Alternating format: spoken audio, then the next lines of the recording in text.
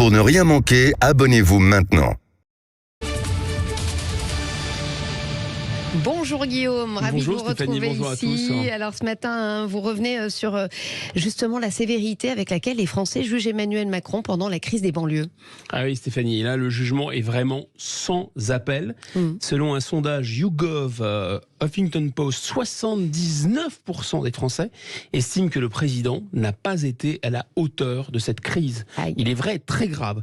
Alors c'est sans surprise pour ses opposants du RN et de la NUPES, qui sont respectivement 97%, les taux sont énormes, mais 78% à le juger dépassé. Mais plus surprenant, ses propres partisans, qui jusque-là lui étaient restés fidèles, sont 51% à juger qu'il a été débordé. Et c'est encore plus surprenant si on réfléchit, parce qu'en général, le désordre profite à l'ordre, renforce l'exécutif. Ici, alors même que le drapeau a été brûlé, il y a eu aucun effet drapeau en faveur du président. Effectivement, bilan sévère. Que s'est-il passé pour que le président ne parvienne pas à rassurer comme ça et à rassembler ?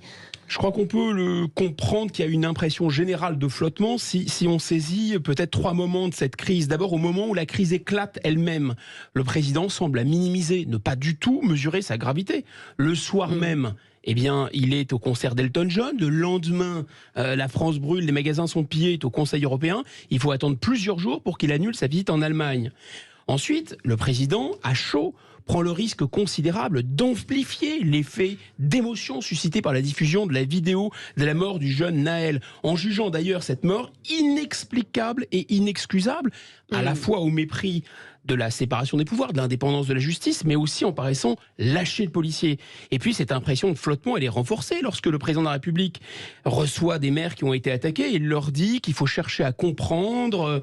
C'est un peu le seul Français à n'avoir rien appris ni rien compris de la crise de 2005. Il paraît en plus se défausser sur les parents d'un côté, les réseaux sociaux, avec cette tentative un peu, cette tentation un peu autoritaire, ce coup de menton consistant à dire pour faire disparaître le problème, on va interdire d'en parler sur les réseaux sociaux. Alors, est-ce que l'immigration et l'assimilation sont finalement les talons d'Achille d'Emmanuel Macron ? Stéphanie, plus que le talon d'Achille, je pense, ou les talons d'Achille, c'est plutôt des sujets qui le mettent totalement en porte-à-faux à l'égard de nos compatriotes.